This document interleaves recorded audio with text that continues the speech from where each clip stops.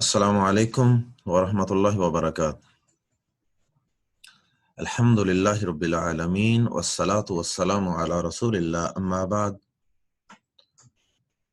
بسم اللہ الرحمن الرحیم۔ آج کا ہمارا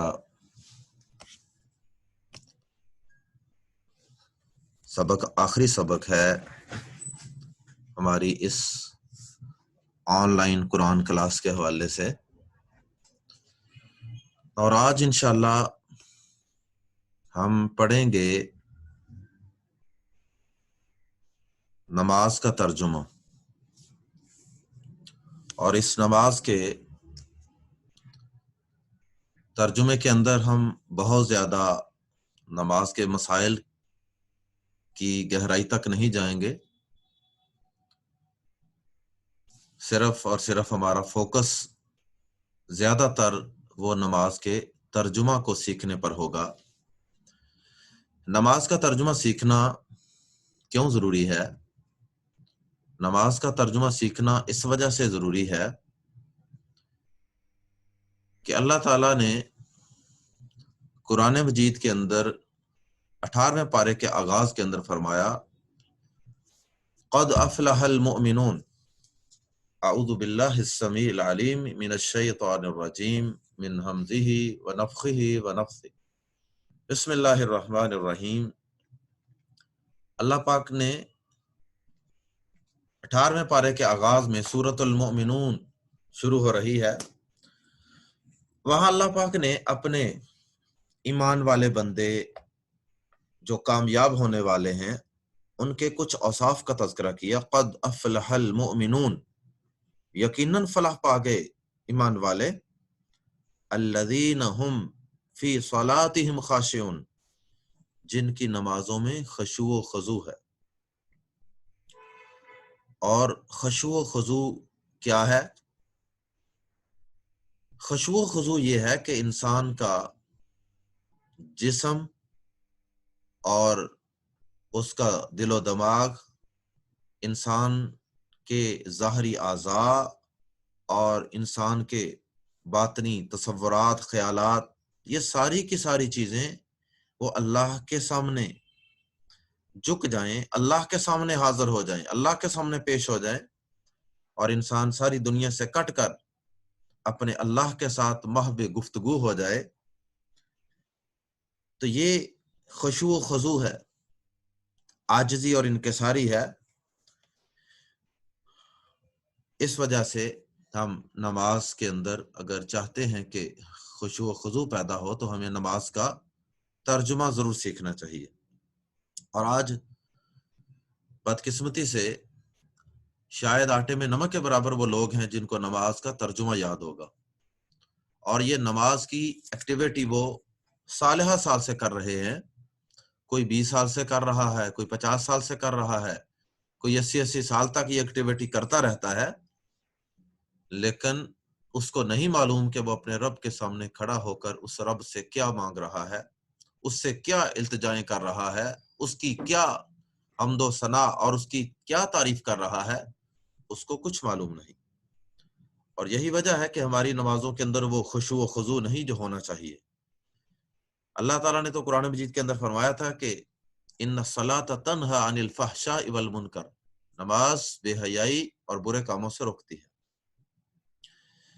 لیکن ہماری نمازیں، آج ہم نمازیں پڑھ رہے ہیں، لیکن ہماری نمازیں اللہ ماشاءاللہ یہ کوئی خاطر خواہ ہمیں برائی سے اور بے حیائی کے کاموں سے نہیں روک رہی۔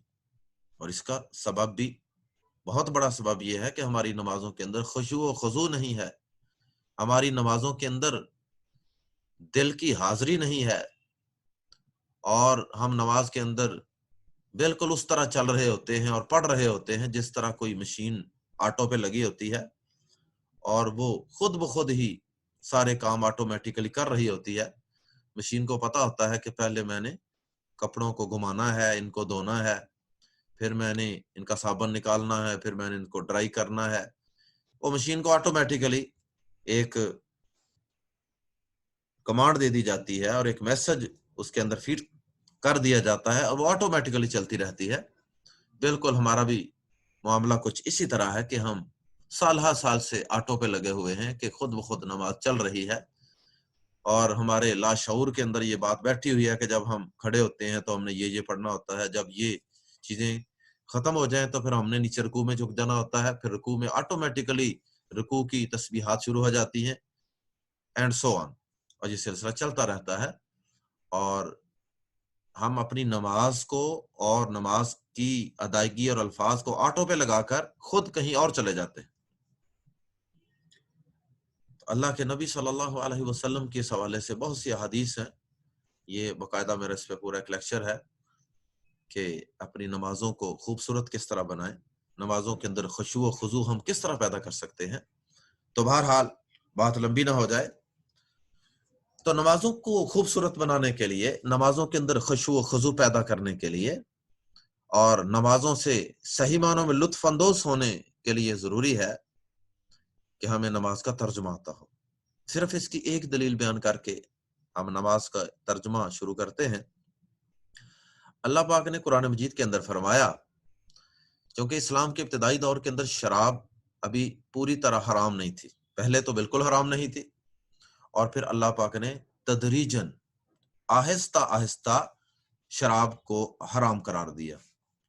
تو ابھی پہلے مرحلے کے اندر یہ تھا کہ جب تم نماز کے لیے جاؤ، نماز کی طرف آؤ، تو لا تقربوا الصلاۃ وانتم سکارا، جب تم نے نشہ کیا ہوا ہو تو اس وقت تم نماز کے قریب نہ جاؤ۔ یہ نہیں کہا کہ نشہ کرو ہی نہ، بلکہ صرف ابھی یہ پابندی لگائی گئی کہ کم از کم عبادات کے اوقات کے اندر، نماز کے اوقات کے اندر تم نے نشہ نہیں کرنا۔ پتہ ہے کہ ابھی نماز کا وقت ہو رہا ہے، تو اب اس سے آپ تھوڑی دیر پہلے اگر نشہ کریں گے تو الٹیمیٹلی نماز کے اندر پھر وہ تمہیں غنودگی ہوگی اور نشے کی کیفیت ہوگی۔ اور اس کے بعد اللہ پاک نے اس سے آگے فرمایا کہ اتنی دیر تک نماز کے آگے نہ جاؤ۔ اور کب تک نماز کے قریب نہیں جانا؟ حتی تعلموا، یہاں تک کہ تم جان جاؤ، ما تقولون، تم کیا کہہ رہے ہو۔ یعنی جب نشہ کیا ہوگا تو تمہیں اس بات کا علم نہیں ہوگا کہ تم اپنے رب کے سامنے کھڑے ہو کے کیا گفت و شنید کر رہے ہو۔ اور جب اس شراب کا نشہ اترنا شروع ہو جائے اور تمہیں پتہ چلنا شروع ہو جائے، ہوش و حواس کام کرنا شروع ہو جائے، اور تمہیں پتہ چلنا شروع ہو جائے کہ اب ہم اپنے رب سے کیا کہہ رہے ہیں، تو تب نماز پڑھ سکتے ہو۔ تو میں یہ کہا کرتا ہوں کہ یہ اگرچہ جس طرح یہ شراب کے متعلق ہے، ایگزیکٹ نماز کے متعلق ہم اس طرح تو یہ آیت نہیں لگا سکتے کہ جب تک ہمیں نماز کا ترجمہ نہ آتا ہو ہم اتنی دیر تک نماز پڑھیں گے ہی نہیں، یہ تو یہاں پہ بات نہیں لگے گی۔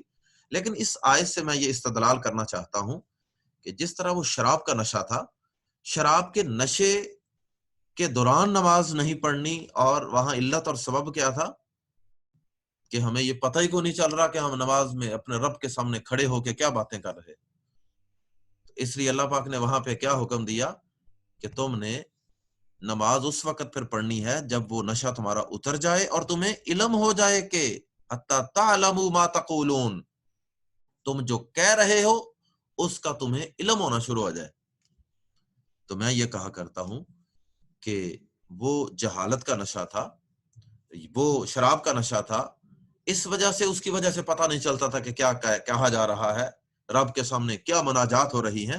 اور یہ نماز کا ترجمہ نہ آنا، یہ بھی ایک نشہ ہے، لیکن یہ جہالت کا نشہ ہے۔ یہ نشہ اگرچہ اس طرح کا تو نشہ نہیں ہے، لیکن بہرحال یہ بھی ایک نشہ ہے، نماز کو آٹو پہ لگا دینا اور خود دنیا کے اور کاموں کے اندر اور خیالات کے اندر مگن ہو جانا۔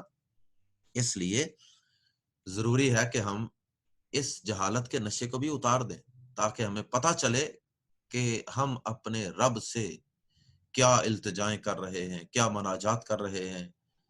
اور جب ہم انشاءاللہ نماز کو سمجھ کے پڑھ رہے ہوں گے کہ ایک ایک لفظ کا مفہوم اور معنی خود بخود ہمارے ذہن کے اندر آ رہا ہو، اور پھر ہم ان الفاظ کے ترجمے پہ اور ان کے مفہوم پہ غور کریں گے، تو انشاءاللہ ہماری توجہ ادھر ادھر نہیں بھٹکے گی اور پھر ہماری نماز میں دلچسپی پیدا ہوگی۔ یہ بچے جو ہیں، بچوں کو اکثر بڑے نمازی بنانے کی کوشش کرتے ہیں، نماز پڑھو زبردستی کرتے ہیں، لیکن وہ نماز میں ان کا جی کیوں نہیں لگتا، دل کیوں نہیں لگتا؟ اس لیے کہ ان کو نماز کا ترجمہ ہی نہیں آتا. ان بیچاروں کو تو یہ لگتا ہے کہ یہ ہمیں کوئی سزا دی جا رہی ہے. تو جب ہم شعوری طور پہ ان کا نماز پڑھائیں گے، ترجمہ سکھا کے اور عبادت کی لذت پیدا کر کے، ان کو بھی اسی طرح کی عبادت کروائیں گے اور خود بھی اس طرح کی عبادت کریں گے، تو انشاءاللہ پھر ہمیں نماز پڑھنے کو خود جی چاہے گا، اور پھر ہمیں نماز کے اندر لطف بھی آئے گا. جس طرح صحابہ کرام کو اور نبی صلی اللہ علیہ وسلم کو عبادت اور نماز کے اندر لطف آتا تھا، اور وہ لمبی لمبی قراتیں کرتے تھے، حتیٰ کہ ان صحابہ کی پھر شکایتیں لگتی تھی نبی صلی اللہ علیہ وسلم کو کہ فلاں امام جو ہے وہ نماز بڑی لمبی پڑھاتا ہے. اور صحابہ کرام پوری پوری رات قیام کرتے رہتے تھے، اور پھر ان کو شکایت لگائی جاتی تھی کہ یہ ساری ساری رات تہجد پڑھتے رہتے ہیں اور یہ اپنے بیوی بچوں کے حقوق بھی ادا نہیں کرتے ہیں. تو اٹ مینس کہ ان کو واقعی کو نشہ تھا عبادت کا، نماز کا. آئیے دیکھتے ہیں نماز. اگر نمازوں میں کوئی کمی کوتاہی ہے تو سب سے پہلے ابھی یہ ارادہ کر لیں کہ یا اللہ پاک، اب میں اس کورس کی برکت سے اور اس کی وساطت سے تجھ سے یہ عہد اور وعدہ کرتا ہوں اور کرتی ہوں کہ یا اللہ پاک، میں آئندہ انشاءاللہ اگر پہلے نمازوں کے اندر کچھ سستی کوتاہی تھی بھی، کوئی بے قاعدگی تھی، تو انشاءاللہ آج کے بعد وہ بے قاعدگی بھی نہیں ہوگی، اور 5 وقت باقاعدگی کے ساتھ انشاءاللہ نماز پڑھیں گے. اور یہ عزم اور ارادہ کر کے اس کے ترجمے کی طرف آئیں گے تو پھر انشاءاللہ زیادہ فائدہ ہوگا. تو آئیے سب سے پہلے نماز کے اندر تکبیر تحریمہ سے نماز شروع ہوتی ہے. احادیث کے اندر جو نبی صلی اللہ علیہ وسلم کی نماز ہے جو ہم نے زبان سے ادا کرنی ہے، وہ اللہ اکبر سے شروع ہوتی ہے، اللہ اکبر. اور البتہ اس سے پہلے انسان کو کی جو نیت ہے کہ وہ نماز کیوں پڑھ رہا ہے، یہ تو بہرحال بڑی امپورٹنٹ ہے. انما الاعمال بالنیات. لیکن نیت کے لیے کوئی اللہ کے نبی صلی اللہ علیہ وسلم نے نماز کی نیت کے لیے کچھ الفاظ نہیں سکھائے. کسی حدیث کی کتاب میں کوئی ایسے الفاظ موجود نہیں، ورنہ ہم ان کا بھی ترجمہ آپ کو سکھاتے. تو اللہ اکبر سے نماز شروع ہوتی ہے. اس کو تکبیر تحریمہ کہتے ہیں. تحریمہ اس لیے کہ اس تکبیر اللہ اکبر، تکبیر اللہ اکبر تو نماز کے اندر اور مقامات پہ بھی آئے گی، لیکن اس تکبیر کو تکبیر تحریمہ اس لیے کہتے ہیں کہ اس تکبیر کے بعد انسان پہ بہت سی چیزیں حرام ہو جاتی. اس سے پہلے انسان باتیں بھی کر سکتا ہے، ادھر ادھر بھی دیکھ سکتا ہے، حرکت بھی کر سکتا ہے، چل پھر بھی سکتا ہے، لیکن اللہ اکبر کہہ لینے کے بعد یہ ساری چیزیں انسان کے اوپر حرام ہو جاتی ہیں. اس لیے اس کو تکبیر تحریمہ کہتے ہیں. اللہ اکبر، اگر صرف اللہ اکبر ہو جنرل تو اس کو تکبیر بولتے ہیں، اور جو پہلی دفعہ نماز کے اندر اللہ اکبر بولا جاتا ہے اس کو تکبیر تحریمہ کہا جاتا ہے. اللہ، اللہ اکبر سب سے بڑا ہے. یہ اکبر کا الف جو ہے اس کا معنی میں بڑا ہوں بھی ہو سکتا ہے کسی جگہ پہ، لیکن یہاں اس کا معنی اکبرو کا معنی سب سے بڑا. یہ سپرلیٹو ڈگری کے لیے بھی استعمال ہوتا ہے. گرامر میں ہم نے پڑھا تھا اللہ اکبر، اللہ سب سے بڑا ہے. یہ سب سے اس کا ترجمہ کس وجہ سے ہوا؟ یہ شروع میں جو حمزہ زبر آ ہے اس کی وجہ سے. اللہ اکبر، اللہ سب سے بڑا ہے. اس لیے کوشش کرنی چاہیے کہ نام اکبر کی بجائے نام اکبر کی بجائے عبد الاکبر رکھیں. اس کے بعد جب اللہ اکبر کہہ لیا تو اس کے بعد جو دعائیں پڑھی جاتی ہیں ان دعاؤں کو کہتے ہیں دعائے استفتاح. افتتاح کو کہتے ہیں اوپننگ کے وقت پڑھی جانے والی دعائیں. تو اس میں یہ دعا سب سے زیادہ معروف اور مشہور ہے، اور اس میں اللہ کی حمد و ثنا بھی ہے آغاز کے اندر. اس لحاظ سے بھی یہ دعا اگر آغاز میں پڑھ لی جائے تو زیادہ سوٹیبل ہے، کیونکہ اللہ پاک نماز کے اندر ہم نے اللہ پاک سے بہت کچھ مانگنا ہے. تو آغاز کے اندر دعا کے یہ آداب میں سے یہ چیز بھی ہے کہ اللہ پاک کی پہلے حمد و ثنا بیان کی جائے. تو اس دعا کے اندر اللہ پاک کی حمد و ثنا بھی بہت اچھے طریقے سے بیان کی گئی ہے. سبحانہ پاک ہے، سبحانہ پاک ہے، کا تو، سبحان اللہ کا معنی اللہ پاک ہے، اور سبحانہ کا تو پاک ہے. کا معنی تو، سبحانہ کا تیری پاکی یا تو پاک ہے. اللہم، اے اللہ. یہ اللہم کے آخر میں جو میم شد والا لگ جاتا ہے، یہ لفظ اللہ کے آخر میں سمجھے میم شد والا لگا ہے، اور اس کا ترجمہ اے کی شکل میں کیا جاتا ہے. تو بعض علماء نے یہ نقطہ بیان کیا کہ اللہ پاک نے اپنے نام سے پہلے یا کا لفظ نہیں لگایا. یا اللہ، یا بھی عربی زبان کا لفظ ہے نا، جس طرح یا ایھا الذین آمنوا. اللہ پاک نے یا کا لفظ اپنے نام سے پہلے دعاؤں کے شروع میں نہیں لگایا. جو دعائیں سکھائی گئی ہیں ان کے اندر یا اللہ کی بجائے کیا ہوتا ہے، یا کا ایک آلٹرنیٹ اینڈ پہ میم مشدد کی شکل میں لگا دیا گیا. نقطہ اہل علم یہ بیان کرتے ہیں واللہ عالم کہ شاید اللہ پاک کو یہ بات بھی قبول نہیں، یہ بات بھی پسند نہیں کہ میرا بندہ جب مجھے پکارے مشکل کے اندر تو میرے نام کے اور اس بندے کی پکار کے درمیان، میرے اور بندے کے درمیان ایک یا کا حرف اور لفظ بھی حائل ہو جائے. جب بندہ مجھے پکارے تو ڈائریکٹ اللہ کے لفظ سے ہی وہ مجھے پکارے، اللہ اللہم، اے اللہ، سبحانک اللہم، پاک ہے تو اے اللہ، اور بھی ساتھ حمد تعریف کا تیری، اور یہاں اپنی کرنا مناسب ہے، وہ بھی حمد کا اور اپنی تعریف کے ساتھ. پاک ہے تو اے اللہ اور اپنی تعریف کے ساتھ. وتبارک، اور بہت برکت والا ہے. وتبارک، اور بہت برکت والا ہے. یہاں جو تا ہے اس کا معنی تو نہیں ہے. تبارک اللہ دی سورۃ الملک کے اندر بھی پہلا لفظ پڑھا تھا.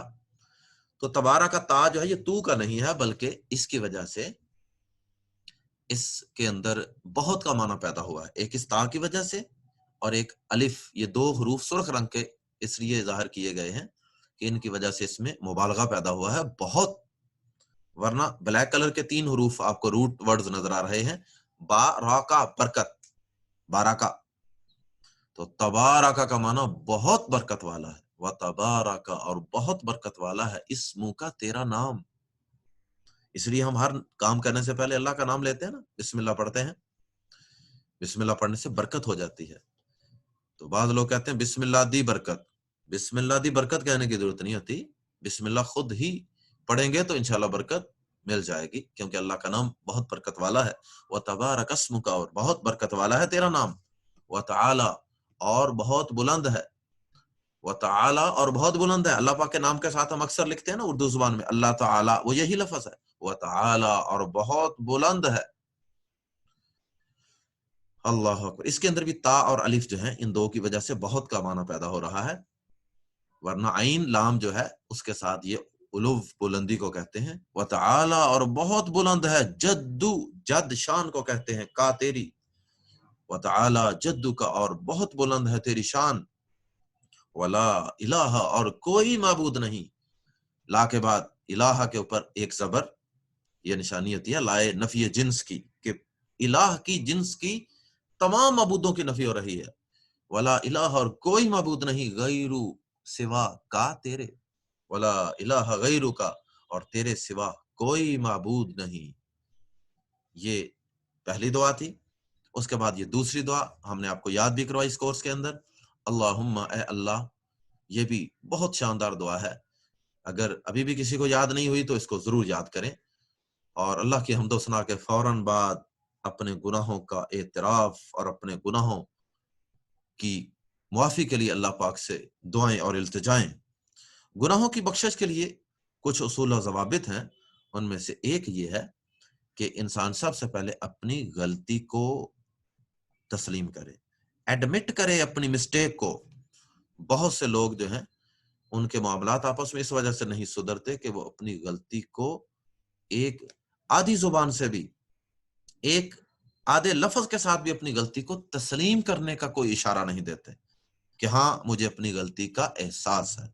تو اللہ پاک کے سامنے جو دعائیں سکھائی گئی ہیں مانگنے کے لیے، ان کے اندر اس قاعدے قانون کو بھی مد نظر رکھا گیا ہے کہ بندے سے بار بار اعتراف کروایا جاتا ہے گناہوں کا. اللہم، اے اللہ، باعد، دوری ڈال دے، بینی، میرے درمیان، اور بینا، درمیان، خطایا، خطیت ان کی جمع خطایا، خطائیں، گناہوں، اور آخر میں یا کا معنی میرے.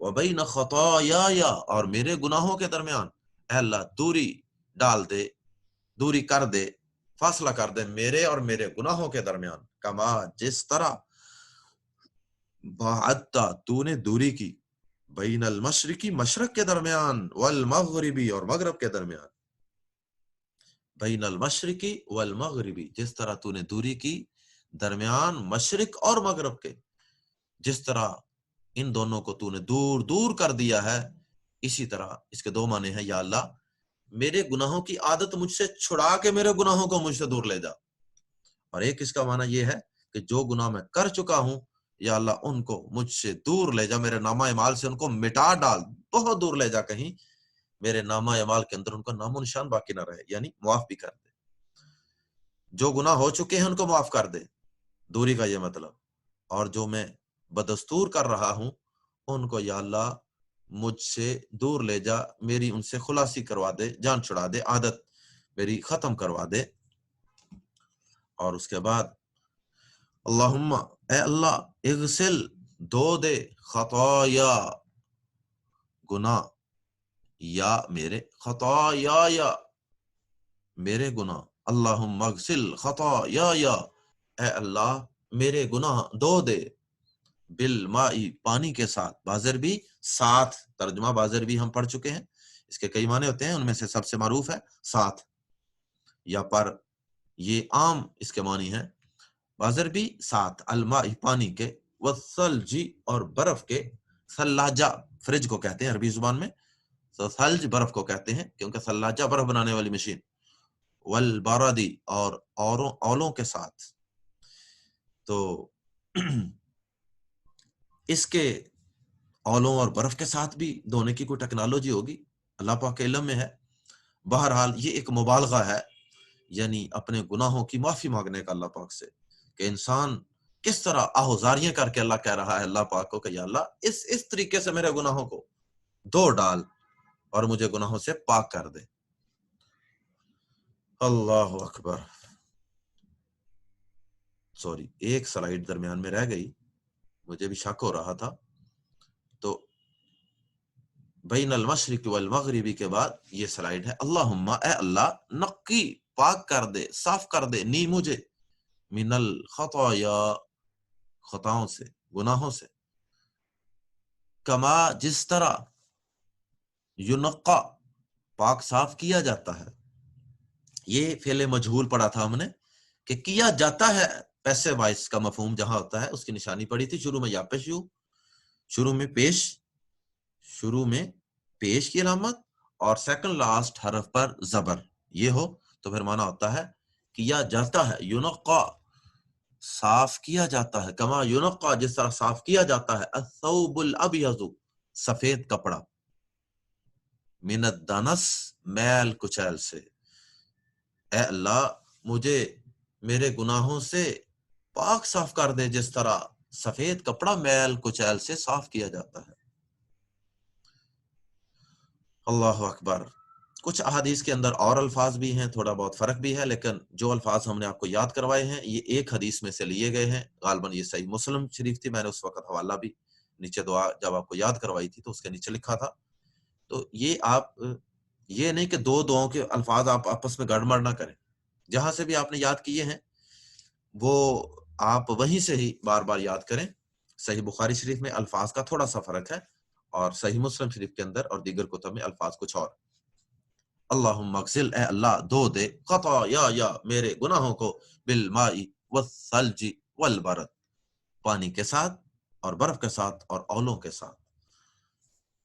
کس طرح اللہ پاک سے اپنے گناہوں کی معافی مانگنے کا شاندار انداز اختیار کیا جا رہا ہے، یہ استفتاح کی ایک دعا پڑھ لیں، کوئی ایک پڑھ لیں یا دونوں پڑھ لیں، اور دعائیں بھی احادیث کے اندر موجود ہیں اس کے علاوہ بھی، اس کے بعد تعوذ پڑھنا ہے کیونکہ ہم بڑھ رہے ہیں قرآن مجید کی تلاوت کی طرف، اور قرآن مجید کی تلاوت میں سب سے پہلے سورۃ الفاتحہ، اس کے بعد پھر قرآن مجید کی کوئی اور سورت، تو یہاں تعوذ کے الفاظ جو ہیں وہ یہ والے الفاظ چونکہ آپ کو یاد کروائے تھے اس لیے ہم نے یہی الفاظ یہاں پہ بھی شامل کیے ہیں۔ یہ نبی صلی اللہ علیہ وسلم کے مسنون الفاظ ہیں، سنن ابی داود، یہ حدیث نمبر 775 کے اندر نیچے اینڈ پہ حوالہ دیا گیا ہے، تو وہاں سے آپ اس کو کنسلٹ بھی کر سکتے ہیں، دیکھ بھی سکتے ہیں وہاں سے۔ تو یہ تعوذ کے الفاظ نبی صلی اللہ علیہ وسلم نماز میں بھی سورۃ الفاتحہ سے پہلے پڑھا کرتے تھے، کیونکہ قرآن مجید سے پہلے اللہ پاک نے حکم دیا ہے تعوذ پڑھنے کا، اس لیے عام جو اعوذ باللہ من الشیطان الرجیم کے الفاظ ہیں وہ نبی صلی اللہ علیہ وسلم سے ثابت تو ہیں، لیکن اور موقعوں پہ مثلا اگر غصہ آ جائے تو وہاں آپ نے اعوذ باللہ من الشیطان الرجیم کے الفاظ پڑھے سکھائے ہیں، اور اگر وہ پڑھ لیے جائیں تو انشاءاللہ گناہ گار تو نہیں ہوں گے، لیکن اگر الفاظ بھی وہی ہوں جو اللہ کے نبی صلی اللہ علیہ وسلم نے قرآن مجید سے پہلے پڑھے ہیں تو کیا بات ہو جائے گی. اعوذ، میں پناہ مانگتا ہوں یا مانگتی ہوں، باللہ، اللہ کی، بازربی کا معنی یہاں کی کر رہے ہیں، باللہ اللہ کی، السمیع جو سب کچھ سننے والا ہے، العلیم جو سب کچھ جاننے والا ہے. اعوذ باللہ السمیع العلیم، میں سب کچھ سننے والے سب کچھ جاننے والے اللہ کی پناہ میں آتا ہوں یا آتی ہوں یا مانگتا ہوں. من الشیطان الرجیم، کس کے شر سے، کس سے ڈرتے ہوئے، کس کی شرارتوں سے بچنے کے لیے اللہ کی پناہ اور حفاظت میں آ رہے ہیں؟ من سے، الشیطان شیطان، الرجیم مردود، روندا ہوا، ریجیکٹڈ. اور پھر شیطان کی آگے مزید کن کن چیزوں سے؟ من حمزہ، اس کی دیوانگی سے، شیطان کی دیوانگی سے یا اس کے جنون سے، دیوانگی یا جنون، ونفخہ، اور اس کے تکبر سے، اور بھی اس کے ترجمے کیے گئے ہیں، ونفخہ، اور اس کے تکبر سے. جب آدمی تکبر میں ہوتا ہے نا کوئی، تو اس وقت بھی وہ ایک قسم کا خاص وہ نفخہ ہوتا ہے، پھونک سی ہوتی ہے اس وقت. بہرحال اس کے اور ترجمے بھی اس وجہ سے کیے گئے ہیں، ونفخہ، اور اس کے تکبر سے.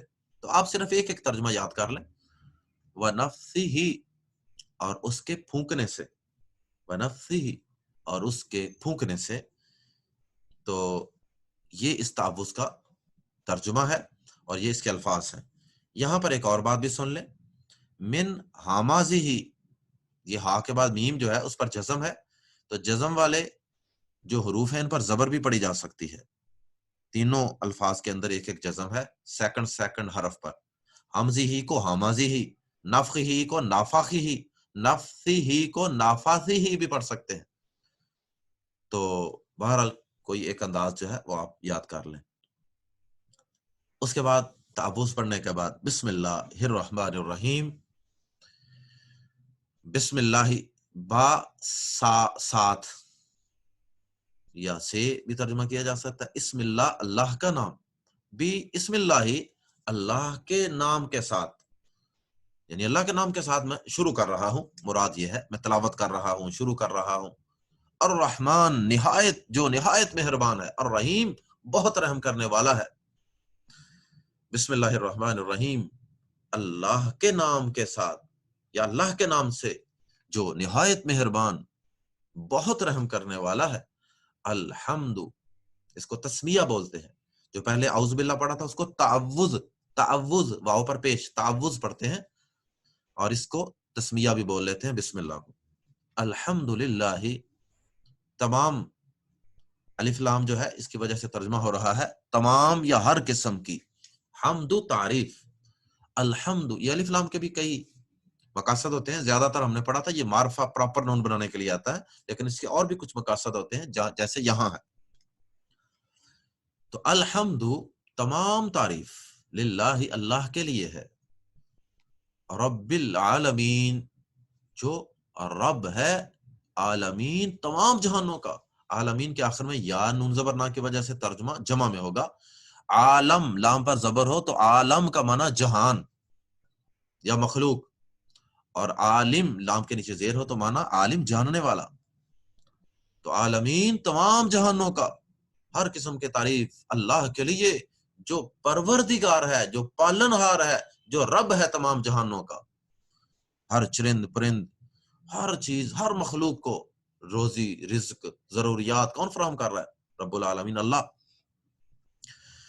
تو اس سے مراد، تمام جہانوں سے مراد تمام مخلوقات ہیں، عالم انس، عالم جن، عالم حشرات وغیرہ. تو ہر قسم کی تعریف اللہ کے لیے جو تمام جہانوں کا رب ہے. سوال پیدا ہوتا ہے کہ تمام تعریف اللہ ہی کے لیے، تو اللہ کے علاوہ اور مخلوقات کے لیے بھی تو تعریف ہوتی ہے نا، بندوں کی بھی تو تعریف کرتے ہیں. تو اصل میں اگر کسی بندے کے اندر بھی کوئی خوبی ہے، ہم اس کی تعریف کرتے ہیں، اس کا شکریہ بولتے ہیں، تو در حقیقت اس خوبی کو پیدا کرنے والا اور عطا کرنے والا بھی تو اللہ رب العالمین ہے۔ اس وجہ سے ہر خوبی کا اصل حقدار اللہ رب العالمین ہی ہے۔ اس سینس میں یہ بات یہاں کہی جا رہی ہے۔ الرحمن الرحیم، الرحمن، آگے اللہ پاک کی دو مزید صفات کا تذکرہ ہے۔ الرحمن نہایت مہربان، الرحیم بہت رحم کرنے والا، یعنی اس اللہ کے لیے جو تمام جہانوں کا رب ہے، نہایت مہربان، بہت رحم کرنے والا۔ اور اس کے بعد آتے ہیں تیسری آیت کی طرف، مالکی، اس کے مزید اوصاف کا تذکرہ۔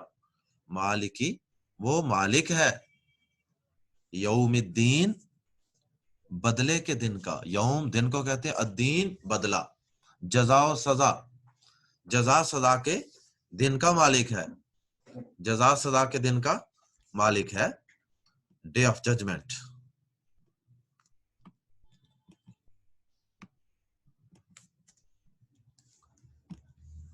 مالک یوم الدین،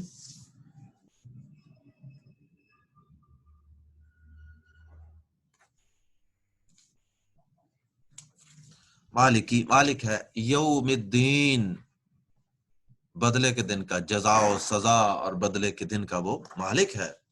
یعنی آگے اللہ پاک کی مزید صفات ہیں، رب العالمین ہے، یعنی تمام تعریف کس کے لیے ہے؟ جو رب العالمین ہے، جو نہایت مہربان ہے، جو نہایت رحم کرنے والا ہے، جو مالک یوم الدین ہے، جزا سزا کے دن کا مالک ہے۔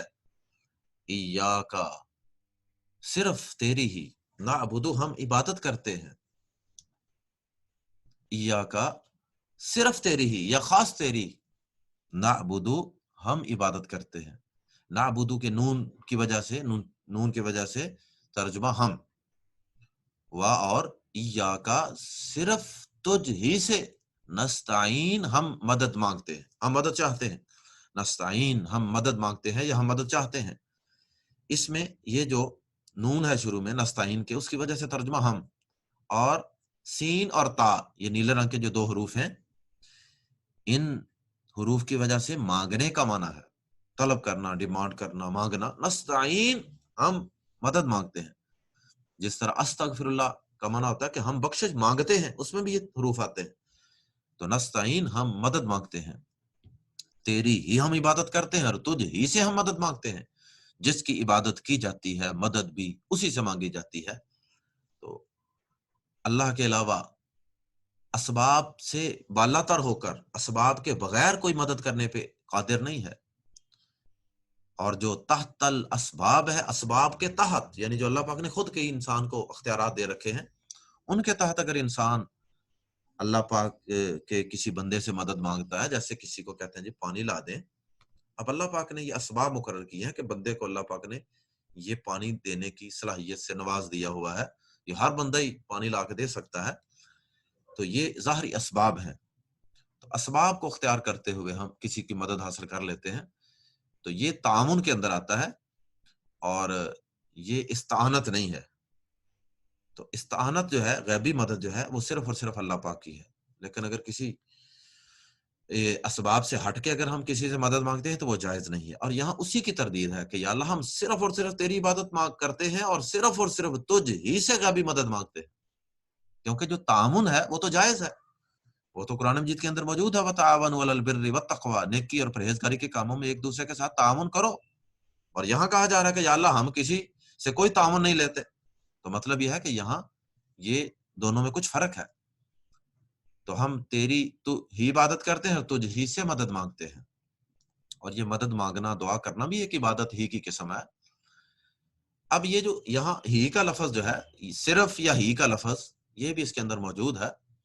یہ آپ بنیادی طور پہ تو اس کی وجہ یہ ہے کہ یہ جو نعبدو تھا نا، اس کے بعد کاف زبر کہا کی لوکیشن اور پوزیشن اس کے بعد تھی۔ نعبدو کا ہم عبادت کرتے ہیں تیری، اور اسی طرح نستعینو ہم مدد مانگتے ہیں کا تیری، مفعول آبجیکٹو بعد میں آتا ہے، لیکن اگر اس کو پہلے لے آئیں تو اس کے اوپر زور دینا مقصود ہوتا ہے، حصر کا اور ہی کا معنی پیدا کرنا مقصود ہوتا ہے۔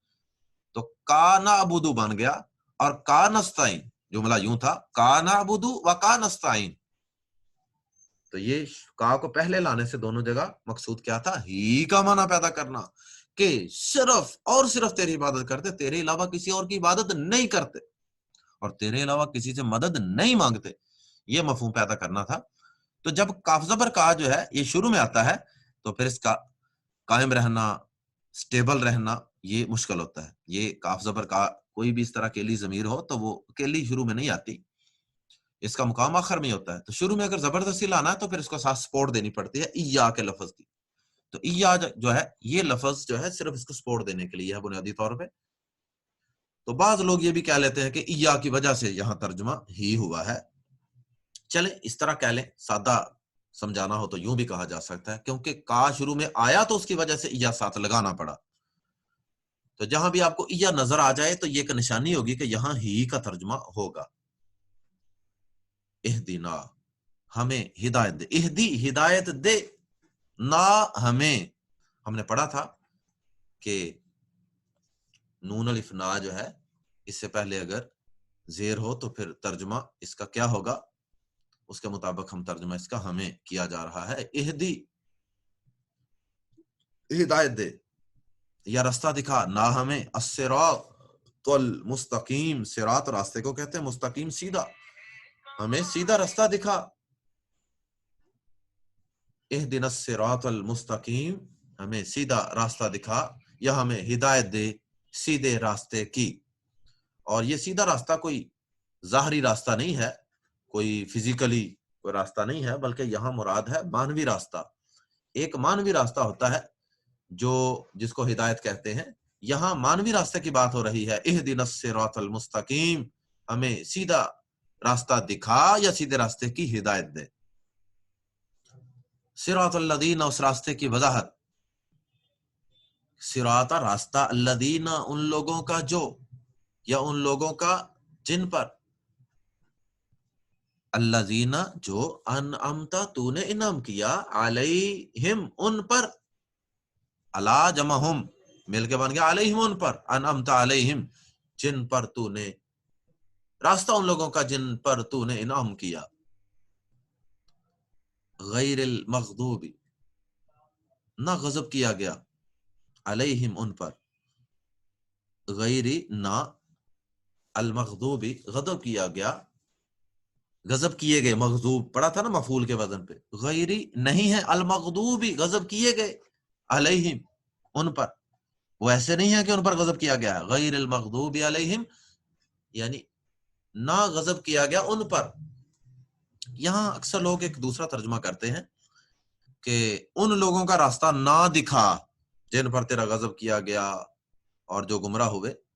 لیکن ہماری تحقیق کے مطابق یہ الگ بات نہیں ہے غیری سے، بلکہ جو پیچھے لوگ ہیں نا، الذین انعمت علیہم، یہ انہی کی بات ہو رہی ہے کہ کن کا راستہ، جن پر تیرا انعام کیا گیا، اور وہ انعام یافتہ لوگوں ہی کی آگے وضاحت ہے کہ غیر المغضوب علیہم، کہ نہ غضب کیا گیا ان پر، یعنی وہ ایسے انعام یافتہ لوگ تھے کہ ان پر یہودیوں کی طرح غضب بھی نہیں کیا گیا تھا کہ اللہ کا غصہ اور ناراضگی انہوں نے کمائی ہو، والضالین اور نہ ہی وہ گمراہ ہوئے، ضالین کے آخر میں یا نون جمع کی علامت ہے، اور نہ ہی وہ سب گمراہ ہوئے.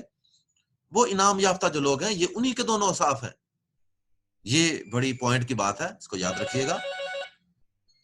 تو اس کا یہ مطلب ہے غیر المغضوب علیہم کا، والضالین. اور یہ انعام یافتہ لوگ کون تھے؟ اللہ پاک نے وہ بھی قرآن مجید کے اندر اس کی وضاحت فرما دی ہے کہ اولئک الذین انعم اللہ علیہم من النبیین، یہ وہ لوگ ہیں کہ جن پر اللہ پاک نے انعام کیا، من النبیین نبیوں میں سے، والصدیقین اور صدیقین بہت زیادہ سچ بولنے والے، من الصدیقین والشہداء اور شہداء میں سے، والصالحین اور دیگر نیک صالحین لوگ. تو یہ انبیاء کرام ہیں، صدیقین ہیں، سچے لوگ ہیں، یہ شہداء ہیں جو اللہ کے راستے میں شہید ہونے والے ہیں، جو اللہ کے دین کی گواہی پیش کرنے والے ہیں، اور صلحاء نیک لوگ ہیں. تو ان کا راستہ اللہ پاک سے مانگا جا رہا ہے کہ یا اللہ تو ہمیں ان لوگوں کا راستہ دکھا دے. वलद्दालिन। इसके बाद नबी सल्लल्लाहु अलैहि वसल्लम आमीन पढ़ा करते थे हदीस के मुताबिक। तो ये आमीन जो है वो यानी कुरान मजीद का हिस्सा तो नहीं है, लेकिन नबी पाक सल्लल्लाहु अलैहि वसल्लम आमीन पढ़ते थे। उसके बाद इसके बाद जो दूसरी सूरत है, जो सूरतुल फातिहा के बाद पढ़नी है, इसके मुतल्लक मसला यह है कि अल्लाह पाक ने कुरान मजीद के अंदर फरमा दिया है कि फ़क़रऊ मा तयस्सर मिनल कुरान, कुरान में से जो आसान हो वो पढ़ लीजिए। तो जो भी आसानी हो वो आप पढ़ सकते हैं, इसकी कोई तायीन नहीं है, कोई लिमिट नहीं है कि इतनी कम अज कम इतना हो और ज्यादा से ज्यादा इतना हो। बहरहाल जितना भी आप पढ़ सकें। अलबत्ता यह है कि अगर आप जमात करवा रहे हैं फर्ज नमाज खसूसन, तो उसके अंदर लोगों का ख्याल रखने का हुक्म है इमाम को, उसमें ये कुरान पाक की तिलावत बहुत लंबी नहीं करनी, जिसको लोग अफोर्ड कर लें उतनी ही तिलावत करनी है। तो अगर आप अकेले नमाज पढ़ रहे हैं तो फिर तो कोई मसला नहीं है, आप इसको जितना मर्जी लंबा भी कर सकते हैं। अच्छा, सूरतुल फातिहा के बाद कोई एक सूरत पढ़नी है, तो यहां पे हम चले एक ही सूरत पे इक्तफा करते हैं, बाद में देखेंगे वक्त मिला तो जो मुअव्विज़तैन है, इरादा था कि 30वें पारे की कुछ छोटी सूरतें भी करें, लेकिन अभी वक्त की कमी की बिना पे हम सूरतुल इखलास पे ही इक्तफा करते हैं। सूरतुल इखलास भी इसको कहा जाता है, और सूरतुल इखलास जो है इस सूरत की 4 आयात हैं, और अहादीस के अंदर इनकी बहुत ज्यादा फजीलत बयान की गई है। नबी सल्लल्लाहु अलैहि वसल्लम ने एक दफा एक आदमी ने दूसरे आदमी को देखा कि वो सारी रात नमाज के अंदर या तहज्जुद के अंदर या क़याम के अंदर वो सिर्फ यही सूरत पढ़ता रहा है, सारी रात कुल हु अल्लाहु अहद ही पढ़ता रहा। तो दूसरे सुनने वाले आदमी ने जिसने ये सुना वो परेशान हुआ, उसने अल्लाह के नबी सल्लल्लाहु अलैहि वसल्लम को आगे ये बात बताई कि अल्लाह के नबी सल्लल्लाहु अलैहि वसल्लम फलां शख्स जो है वो सारी रात, गोया कि उसने इस सूरत को मामूली ख्याल किया कि ये एक छोटी सी सूरत और वो सारी रात इसी पे उसने गुजार दी।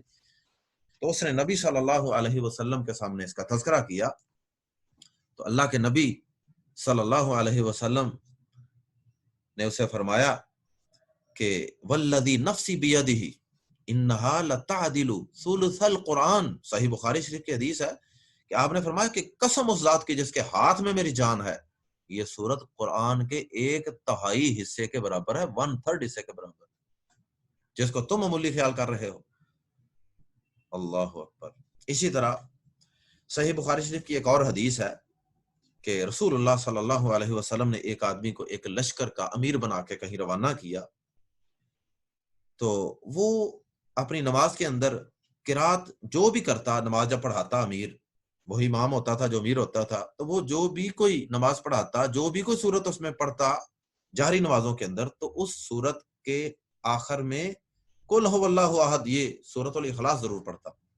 जब लोग वापस आए तो उन्होंने नबी सल्लल्लाहु अलैहि वसल्लम से इस बात का जिक्र किया। उनको ये बात मायूब लगी कि बाकी सूरतों को शायद ये काफी नहीं समझता कि हर सूरत के आखिर में ही सूरत इखलास पढ़ना जरूरी समझता है।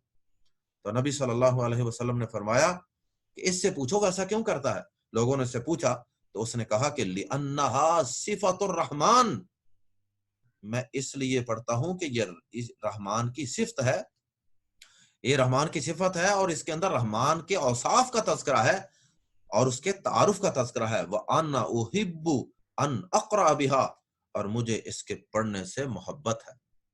तो नबी सल्लल्लाहु अलैहि वसल्लम ने फरमाया कि उस शख्स के मुतल्लिक़ फरमाया कि अख़बिरूहु, उसे ये मेरा पैगाम पहुंचा दो, उसे ये खबर दे दो कि अन्नल्लाह युहिब्बुहु, कि वो सूरतुल इखलास जिसके अंदर अल्लाह की तौहीद, उसकी वहदानियत, उसके औसाफ का तज़किरा है, इस सूरत को पसंद करता है, इससे मोहब्बत करता है।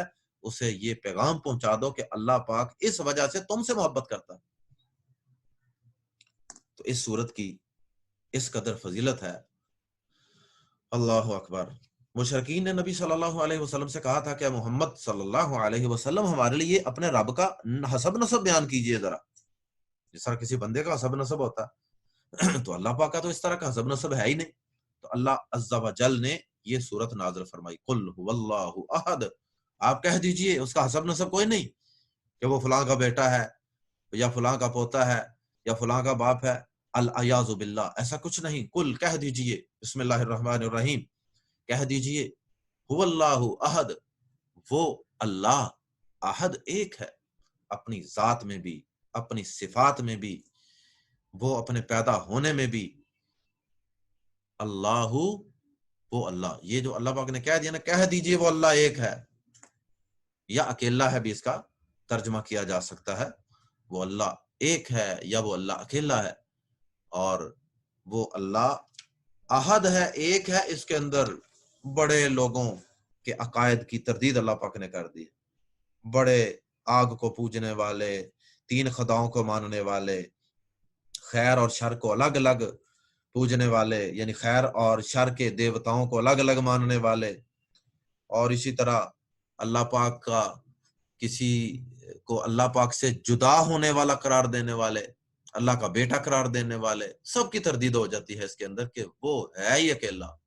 اس سے آگے مزید بھی وضاحت آ رہی ہے، اللہ الصمد، اللہ بے نیاز ہے، اللہ بے نیاز ہے، یعنی اس کو کسی کی کوئی پرواہ نہیں ہے، کوئی ضرورت نہیں ہے کہ کوئی اس کی عبادت کرے تو پھر ہے، کوئی اس کی رعایا ہو تو پھر اس کی بادشاہت چل سکتی ہے، وہ بے نیاز ہے۔ اور انسان کو تو اولاد کی بھی ضرورت ہوتی ہے، اولاد کے بغیر انسان پریشان ہوتا ہے، اور وہ اپنے آپ کو ایک ناکام انسان سمجھتا ہے کہ بڑھاپے کے اندر کیا کروں گا، اور آگے میرا سلسلہ کیسے چلے گا میرے مرنے کے بعد، وغیرہ وغیرہ۔ اللہ الصمد، اللہ بے نیاز ہے، کسی کی کوئی پرواہ، کسی کی کوئی ضرورت نہیں۔ لم یلد، یاد رہے کہ جس طرح اللہ بے نیاز ہے نا، اللہ کی ہر صفت بھی بے نیاز ہے، اللہ کلام بھی اللہ کی صفت ہے، اور یہ قرآن پاک اللہ کا کلام ہے، تو اس میں بھی اللہ پاک بے نیاز ہے، اللہ کا کلام بھی بے نیاز ہے۔ یعنی کیا مطلب؟ کہ اس کلام کو، اللہ کے کلام کو ضرورت نہیں ہے کہ کوئی اس کو پڑھے تو پھر ہی ہے، اگر کوئی پڑھے گا تو اپنا ہی فائدہ کرے گا، کوئی سیکھے گا تو اپنا ہی فائدہ کرے گا، اگر کوئی نہیں پڑھے گا تو اللہ کو اور اللہ کے کلام کو اس کی قطعاً کوئی حاجت اور ضرورت نہیں ہے۔ لم یلد، نہ اس نے کسی کو جنا، ولم، اور نہ ہی یولد، وہ جنا گیا۔ یہ یولد فعل مجہول شروع میں پیش اور سیکنڈ لاسٹ حرف پر زبر کیا گیا، یولد جنا گیا، اور نہ وہ جنا گیا، یعنی نہ اوپر کو اس کا سلسلہ نسب جاتا ہے نہ نیچے کو، اور جنا گیا کے اندر ہر چیز آ جاتی ہے۔ اولاد باپ کے جسم سے ہی الگ ہوئی ہوتی ہے، اللہ باپ کے جسم سے الگ ہوئی ہوتی ہے، لیکن اللہ پاک کے جسم سے کوئی الگ نہیں ہوا۔ ولم، اور نہ ہی یکن ہے، لہو اس کا، کفون، کفو برابر کو کہتے ہیں، ولم یکن لہو کفون، اور نہ ہی اس کا، اور نہ ہی ہے اس کا کفو، ہمسر، لیول کا، برابری کا، احدن، کوئی بھی، کوئی ایک بھی، ولم یکن لہو کفون احد، اور نہ ہی ہے ہمسر اس کا کوئی ایک۔ اللہ اکبر۔ اس کے بعد جائیں گے رکوع کے اندر، بہرحال اور صورتیں بھی یاد کریں، کم از کم ایک صورت کہ ہم نے یہاں وضاحت کرنی تھی، ترجمہ پڑھنا تھا۔ اس کے بعد تکبیر ہے، یعنی اللہ اکبر، پھر رکوع میں جانا ہے، اور پھر اللہ اکبر کا وہی ترجمہ، اللہ سب سے بڑا ہے۔ رکوع کی دعائیں، سبحان ربی، پاک ہے میرا رب، ربی کی یا پر جزم تھی، آگے ملانے کے لیے زبر لگائی گئی، ربی العظیم، پاک ہے میرا رب العظیم، بہت عظمت والا یا بہت عظیم۔ اور یہ کلمہ جو ہے یہ نبی صلی اللہ علیہ وسلم نے کم از کم 3 دفعہ پڑھنے کا حکم دیا ہے، تو اس کو کم از کم 3 دفعہ پڑھنا ہے۔ اور رکوع اور سجدے کی اور بھی دعائیں ہیں، ہم ساری زندگی صرف سبحان ربی العظیم، سبحان ربی اللہ پر ہی گزارا کرتے رہتے ہیں، اور بھی دعائیں ہیں، ان کو بھی یاد کرنا چاہیے اور پڑھنا چاہیے۔ اس کے بعد رکوع کی دعائیں ہیں، یعنی اور بھی، جن میں سے ایک دعا ہم نے اور لکھی ہے، سبحانہ کا، پاک ہے تو، سبحانہ کا، پاک ہے تو، اللہم، اے اللہ، ربنا، اے ہمارے رب، وبحمدک، اور اپنی تعریف کے ساتھ۔ یہ شروع میں جو دعا پڑھی تھی نا، دعا استفتاح، یہ اس سے ملتے جلتے الفاظ ہیں، وہاں تھا سبحانک اللہم وبحمدک، اتنے الفاظ تو وہی تھے، لیکن وابی حمدی کا سے پہلے یہاں ربنا کے الفاظ زائد ہیں، سبحانک اللہم. اور ایک جو دعا ہم نے کل پڑھی تھی مجلس کے کفارے کی دعا اور وضو کے بعد کی دعا، وہ اس کے الفاظ بھی اسی طرح ہیں، سبحانک اللہم ربنا وبحمدک اللہم اغفر لی. تو سبحانک اللہم، پاک ہے تو اے اللہ، پاک ہے تو اے اللہ، ربنا اے ہمارے رب، وبحمدک اور اپنی تعریف کے ساتھ، اللہم اغفر لی اے اللہ مجھے معاف کر دے، اللہم اغفر لی اے اللہ مجھے معاف فرما دے، مجھے بخش دے. یہ رکوع کے اندر اس میں 3 دفعہ کی شرط اور پابندی نہیں ہے. کوئی بھی آپ کسی بھی وقت آپ یعنی کتنی بھی تعداد کے اندر آپ اس دعا کو پڑھ سکتے ہیں، ایک سے زائد دفعہ بھی پڑھ سکتے ہیں، صرف ایک دفعہ بھی پڑھ لیں تو کافی ہے. اچھا، جو وضو کے بعد کی دعا ہے نا اور مجلس کے کفارے کی دعا جو ہم نے پڑھی تھی، اس کے ساتھ الفاظ کافی ریزمبلنس ہے، تو یہ ذرا ان کو اکٹھا لکھ کے آپ نے سمجھ لینا ہے. وہ الفاظ کیا ہیں؟ اب اس دعا پہ نظر رکھیں گے آپ، اور میں وہ دعا آپ کو بول کے سناتا ہوں. وضو کے بعد کی دعا اور مجلس کے کفارے کی دعا، سبحانک اللہم وبحمدک، اس میں بھی ربنا کے لفظ نہیں ہے. اشہد ان لا الہ الا انت، اس کے اندر یہ الفاظ ہیں، اشہد ان لا الہ الا انت استغفرک واتوب الیک، اس میں یہ الفاظ ہیں. تو یہ تھوڑا سا گڑبڑ ہو جاتے ہیں، ذرا اس کا خیال رکھنا ہے. یا پھر آپ کو اگر ابھی وہ دعا پہلے ایک دعا پکی کر لینا، پھر دوسری یاد کریں گے، پھر مکس اپ نہیں ہوں گے. دونوں کٹھی نہیں یاد کرنی، جو دعائیں ملتی جلتی ہوں. اللہم اغفر لی، اللہ مجھے بخش دے. اس کے بعد رکوع سے اٹھتے وقت دعا پڑھنی ہے، سمی اللہ، سمیا سن لیا، اللہ اللہ نے، لی کو کس کو سن لیا، من جس نے، حامدہ تعریف کی، ہو اس کی، جس نے حمد بیان کی، ہو اس کی، یا تعریف بیان کی اس کی. یہ الفاظ ہیں. اب یہ ایک صحابی نے یہ کلمات جو ہیں ان کا ترجمہ دیکھیں، اس سے معلوم ہوتا ہے نا کہ اللہ تعالیٰ کی تعریف کرنا کتنا عظیم عمل ہے، کہ اللہ پاک سن رہے ہیں اس تعریف کو. تو نبی پاک صلی اللہ علیہ وسلم نماز پڑھا رہے تھے، تو ایک آدمی نے پیچھے سے یہ دعا پڑھ دی، یعنی اس کلمے کے فوراً بعد ساتھ ہی اس نے اللہ کی حمد و ثنا بیان کر دی کہ اللہ سنتا ہے حمد و ثنا، تو پھر میں حمد و ثنا کرتا ہوں. اس نے یہ کلمات پڑھ دیے. تو بعد میں نماز کے بعد نبی پاک صلی اللہ علیہ وسلم نے پوچھا کہ بھائی یہ کلمات میں نے سنے ہیں، یہ کس نے پڑھے ہیں؟ تو وہ پڑھنے والا ڈر گیا کہ پتہ نہیں میں نے کوئی غلط کام کیا ہے. نبی پاک صلی اللہ علیہ وسلم نے فرمایا کہ غلط کام نہیں کیا، اچھا کام کیا ہے. وہ کون ہے؟ وہ پھر آگے ہوا، اس نے بتایا کہ میں نے پڑھے ہیں. اللہ اکبر، کیا منظر ہوگا. اللہ کے نبی صلی اللہ علیہ وسلم نے فرمایا کہ میں نے آسمان سے فرشتوں کو دیکھا ہے کہ وہ فرشتے آپس میں جھگڑ رہے تھے، اور ہر شخص اس بات کے اندر سبقت لے جانے کی کوشش کر رہا تھا کہ یہ کلمات میں اللہ پاک کے پاس سب سے پہلے لے کے جاؤں گا. اتنے شاندار کلمات. ربنا، اے ہمارے رب، وَلَكَ الْحَمْدُ، اور تیرے لیے تعریف ہے، حمدن کثیرن، حمد یا تعریف بہت زیادہ، طیبن پاکیزہ، مبارکن برکت کی گئی، مبارکن یاد ہوگا کل پڑھا تھا، می پیش منہ والے الفاظ، می پیش منہ شروع میں ہو اور سیکنڈ لاسٹ حرف جو ہے اس پر زبر، مبارک، را پر زبر ہے، مبارک. مبارک کا معنی برکت دینے والا، اور مبارک جس چیز میں برکت ڈالی جائے، مبارک. تو اللہ پاک اس چیز کو آپ کے لیے مبارک بنائے، یعنی ایسی چیز بنا دے کہ جس میں برکت ڈال دی گئی ہو. مبارک، جس ہم برکت کی دعا دیتے ہیں، مبارک. تو فرمایا کہ اے ہمارے رب، اور تیرے لیے تعریف ہے، تعریف بہت زیادہ، طیباً بڑی پاکیزہ تعریف، مبارکن برکت دی ہوئی، برکت کی ہوئی، ایسی تعریف جس کے اندر بڑی برکت ہے. اللہ کی تعریف میں بڑی برکت ہے. مبارکن برکت کی ہوئی یا کی گئی، فی ہی اس میں، یعنی اس تعریف میں بہت برکت کی گئی، ایسی تعریف ہے اللہ تیری. تو یہ دعا بھی بعض لوگوں کو یاد نہیں ہوتی، یاد کر لیں.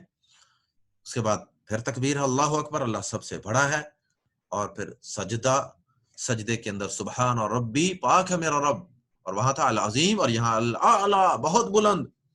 یہ انسان عاجزی انکساری اور ذلت و انکساری کی تصویر بنا ہوا ہے کہ اپنی پیشانی زمین پہ اس نے رکھی ہوئی ہے اللہ کے سامنے. اور اللہ پاک کے متعلق کیا کہہ رہا ہے کہ میرا رب بہت اعلیٰ ہے. سبحان ربی الاعلی، سبحان ربی الاعلی، یہ بھی کم از کم 3 دفعہ. اور باقی دوسری دعا یہ ہم جو رکوع کے اندر پڑھ چکے ہیں، یہ وہی دعا ہے، 2 in 1 دعا ہے. وہاں یاد کر لی تو یہاں بھی آپ وہی دعا پڑھ سکتے ہیں. دونوں جگہ نبی صلی اللہ علیہ وسلم سے یہ دعا منقول ہے. سجدے کے درمیان دعائیں 2 دعائیں ہیں. ایک رب غفر لی، رب غفر لی. ایک عالم تھے تو انہوں نے مجھے اس حدیث کا ویسے یہ مطلب بتایا تھا کہ رب غفر لی، رب غفر لی. میں نے ان سے ڈسکس کیا تھا ایک دفعہ. کہتے ہیں اس کا مطلب یہی نہیں ہے صرف کہ 2 دفعہ، اس کا مطلب ہے پڑھتے جاؤ، رب غفر لی، رب غفر لی. بار بار بھی پڑھ سکتے ہیں، یا ایٹ لیسٹ یہ 2 دفعہ رب غفر لی، رب غفر لی، 2 سجدوں کے درمیان. کیونکہ حدیث میں آتا ہے نبی صلی اللہ علیہ وسلم کا رکوع کے بعد جو کھڑے ہوتے ہیں وہ والی جگہ، اور اسی طرح رکوع پھر رکوع کے بعد، اور پھر اسی طرح سجدہ اور 2 سجدوں کے درمیان والی جگہ. یہ 4 جگہیں بنتی ہیں، ایک رکوع، ایک سجدہ، اور ایک رکوع کے بعد، اور ایک 2 سجدوں کے درمیان. تو ان کو قوما اور جلسہ وغیرہ بھی کہہ لیتے ہیں ان 2 مقامات کو. یہ 4 جگہیں بخاری شریف میں حدیث ہے کہ نبی صلی اللہ علیہ وسلم کی یہ 4 مقامات، یہ ان 4 کا وقت قریب من السوا، تقریباً برابر ہوتا تھا. تو میں نے سوال ان شیخ سے یہ کیا تھا، اللہ ان کے درجات بلند کرے، کہ شیخ یہ دعا تو چھوٹی سی ہے، تو پھر یہ اگر ہم صرف یہ دعا پڑھیں گے تو پھر وقفہ پورا کیسے کریں گے؟ تو انہوں نے کہا اس کا مطلب یہی ہے کہ رب اغفر لی، رب اغفر لی کا مطلب ہے کہ بار بار بھی آپ پڑھ سکتے ہیں تاکہ وہ وقت دونوں چیزوں، باقی چیزوں کے ساتھ اس کا برابر ہو جائے. دوسری دعا بھی حدیث میں ہے، اللہم اغفر لی، اس کے الفاظ بھی مختلف حدیث میں مختلف ہیں. اللہم اغفر لی، اللہ مجھے بخش دے، وارحمنی، اور مجھ پہ رحم فرما، وعافنی، مجھے عافیت دے، صحت، تندرستی، عافیت، واہدنی، اور مجھے ہدایت دے، وارزقنی، اور مجھے رزق عطا فرما. بتائیں کوئی چیز بچی ہے مانگنے والی اگر یہ ساری چیزیں مل جائیں تو؟ بعض لوگ اس حدیث کو ضعیف کہتے ہیں، لیکن صحیح مسلم شریف کے اندر یہ دعا پڑھنی منقول ہے نماز کے اندر. وہاں اگرچہ اس کی پوزیشن کا تذکرہ نہیں ہے کہ نبی پاک صلی اللہ علیہ وسلم کس جگہ پڑھتے تھے. جب وہاں یہ آ گیا کہ نماز میں پڑھتے تھے تو پھر نماز کی یہ جگہ بھی تو ہو سکتی ہے نا 2 سجدوں کے درمیان. اس لیے صحیح مسلم کی حدیث اس کی تائید کر رہی ہے، اس لیے اس کو پڑھنے میں بھی کوئی حرج نہیں ہے. اس کے بعد سجدے باقی بھی ہو جائیں گے، رکعتیں باقی بھی پڑھی جائیں گی. اس کے بعد آتے ہیں التحیات اور درود شریف. التحیات، التحیات، الف لام کی وجہ سے تمام، تحیات، تحیاتن کی جمع ہے تحیات. تحیاتن کہتے ہیں تعریف کو یا اچھے کلمات کو. تحیاتن کی جمع تحیات ہے نا، اچھے کلمات. تو اچھے کلمات، کلمہ زبان سے ادا ہوتا ہے. اور اس لیے بعض لوگوں نے اس کا ترجمہ یہ بھی کر لیا کہ قولی عبادات، کلمات جو ہیں وہ قولی عبادات ہیں. للہ، اللہ کے لیے ہیں. التحیات للہ، تمام اچھے کلمات اللہ کے لیے ہیں، یا تمام کلمات اللہ کے لیے ہیں، یا تمام تعریفیں اللہ کے لیے ہیں، یا تمام قولی عبادات اللہ کے لیے ہیں.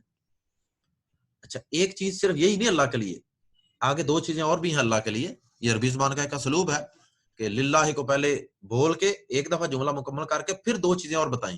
والصلوات، اور نمازیں بھی اللہ کے لیے ہیں.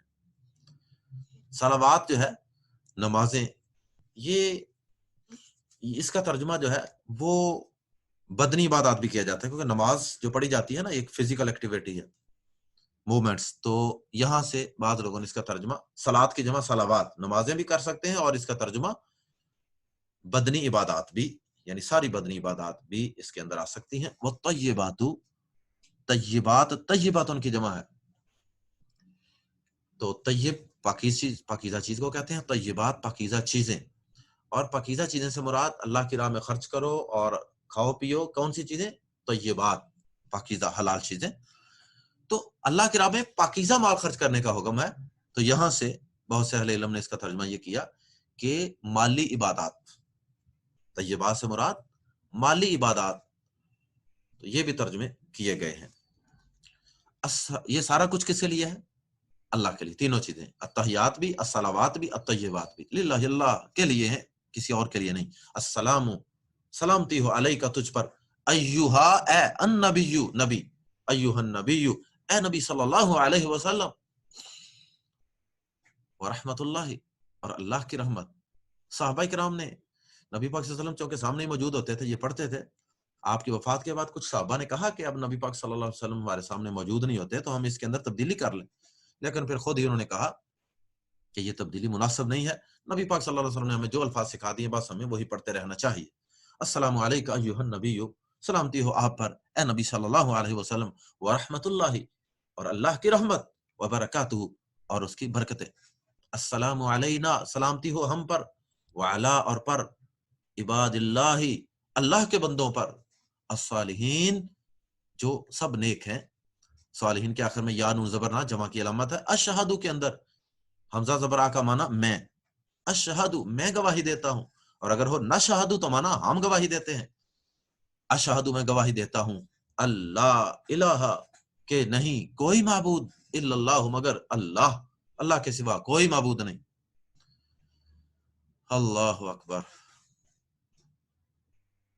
واشہدو اور میں گواہی دیتا ہوں, انا کہ بے شک, پڑھا تھا ہم نے کہ شروع میں آئے تو انا ہوتا ہے, درمیان میں انا, اور اس کا ترجمہ کہ بے شک, محمدن محمد صلی اللہ علیہ وسلم, عبدہ اس کے بندے ہیں, ورسولہ اور اس کے رسول ہیں.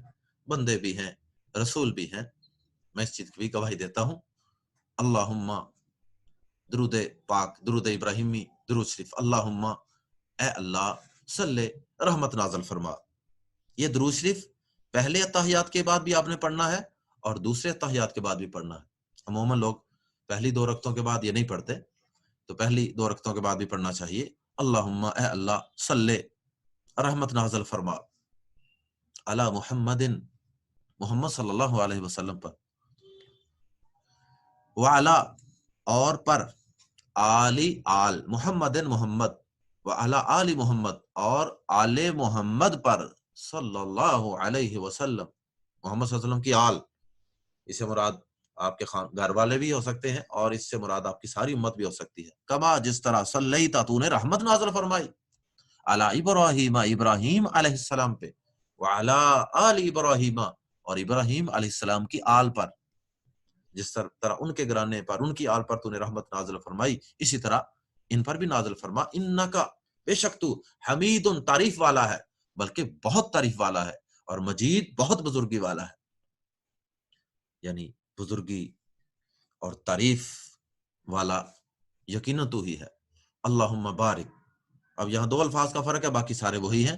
وہاں تھا صلی اور یہاں بارک. اللہم بارک, اے اللہ برکت نازل فرما, علی محمد محمد صلی اللہ علیہ وسلم پر, وعلی آل محمد اور محمد صلی اللہ علیہ وسلم کی آل پر, کما جس طرح یا جیسا, بارکتا تو نے برکت نازل فرمائی, علی ابراہیم. یہ بارکتا کے آخر میں تا زبر تا پڑھا تھا ایک دن, تا زبر تا, تا زر تی, تا پیش تو اور تا جزم والی, تو آخر میں تا زبر تا آئے تو اس کا معنی, اس سے پتہ یہ چلتا ہے کہ یہ کوئی فعل ہے, اور دوسرا یہ پتہ چلتا ہے اس کا ترجمہ کیا کرنا ہے. تو نے بارکتا, تو نے برکت نازل فرمائی, علی ابراہیم وعلی آل ابراہیم, ابراہیم علیہ السلام پر اور آل ابراہیم پر, انکا بے شک تو, حمید تعریف والا ہے, بہت تعریف والا ہے, مجید بہت بزرگی والا ہے. اس کے بعد دعائیں پڑھنی ہے. نبی صلی اللہ علیہ وسلم نے فرمایا کہ درود شریف کے بعد سلام پھیرنے سے پہلے اللہ پاک سے جو چاہو مانگو. اگرچہ آپ نے کچھ دعائیں پڑھی اور سکھائی بھی ہیں, لیکن اس کے علاوہ آپشن کھلا بھی دے دیا, جو چاہو مانگو, جو چاہو پڑھو. ہاں ایک حدیث ہے, اس حدیث کے مطابق نبی صلی اللہ علیہ وسلم نے 4 چیزوں سے پناہ مانگنے کا حکم بھی دیا ہے. اس لحاظ سے بعض اہل علم کہتے ہیں کہ وہ دعا ضرور پڑھنی چاہیے. اللہم انی اعوذ بک من عذاب القبر واعوذ بک من عذاب جہنم, یہ والی دعا. تو بہرحال یہ دعا جو ہے اللہم انی ظلمت, تو یہاں ایک آسان دعا لکھی گئی ہے. اللہم, یہ مسنون دعا ہے, یعنی نبی صلی اللہ علیہ وسلم یہ پڑھتے تھے. اللہم اے اللہ, انی بے شک میں, ظلمت میں نے ظلم کیا, ظلمت کے آخر میں تاپش تو, کس کا ترجمہ دیتا, میں کا. ظلمت میں نے ظلم کیا, نفسی, چھوٹی یا بھی ہم نے ایک سبق کے اندر اس کی تفصیل بھی پڑھی تھی.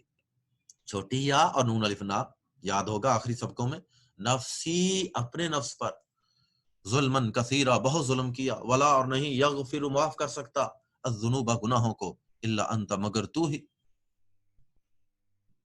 اللہ میں نے اپنے نفس پہ بہت ظلم کیا اور نہیں معاف کر سکتا گناہوں کو مگر تو ہی. فاغفر لی, پس مجھے معاف فرما دے. واپس، اور اغفر معاف کر دے، لی مجھے، فغفر لی پس مجھے بخش دے، مغفرتن بخشنا، من عندک اپنی طرف سے، اپنی طرف سے بخشنا، یعنی تو اپنی طرف سے اعلان کر کے بخش دے، تو ہی بخش سکتا، ورنہ گناہ تو ایسے نہیں ہے کہ ان کو معاف کیا جائے، تو تیری طرف سے رحمت ہوگی تو بخشش مل جائے گی، وارحمنی اور مجھ پر رحم فرما، انکا یقیناً تو، انتا تو ہی، انتا کے بعد الف لام لگا دیں تو ہی کا معنی پیدا ہو جاتا ہے، انت الغفور، تو ہی معاف کرنے والا ہے، بلکہ بہت معاف کرنے والا، رحیم نہایت رحم کرنے والا ہے، اس لیے مجھے میرے گناہوں کو معاف فرما دے۔ یہ ایک دعا بھی پڑھی جاتی ہے، اگرچہ یہ نبی صلی اللہ علیہ وسلم نے پڑھی تو نہیں ہے، نہ آپ نے اس کی تعلیم دی ہے، لیکن قرآن مجید کی دعا ہے، ابراہیم علیہ السلام کی دعاؤں میں سے ہے، کیونکہ اس کا مفہوم اور معنی بہت اچھا شاندار ہے، اس وجہ سے لوگوں نے اس کو نماز کے اندر پڑھنا شروع کر دیا ہے، ہم بھی پڑھ لیتے ہیں۔ تو چونکہ میں نے حدیث سنائی ہے کہ کوئی بھی دعا پڑھی جا سکتی ہے، اس حدیث کے مطابق ہم یہ دعا بھی پڑھ سکتے ہیں، تو بہت پیاری دعا ہے، بہت شان دعا ہے، رب اجعلنی، اے میرے رب بنا دے مجھے، مقیم الصلاۃ نماز قائم کرنے والا، رب اجعلنی مقیم الصلاۃ، اے میرے رب مجھے نماز قائم کرنے والا بنا دے، ومن ذریتی اور میری اولاد کو بھی، ربنا اے ہمارے رب، وتقبل دعا اور قبول فرما میری دعا، دعائی کے آخر میں حمزہ کے نیچے زیر بتا رہی ہے کہ اس کے آخر میں چھوٹی جاتی وہ حذف کر دی گئی ہے، دعائی تھا اصل میں میری دعا، اور مقیم، مقیم ابھی ہمارا آخری سبق ہی تھا، میم پیش منہ شروع میں ہو تو کیا معنی ہوتا ہے؟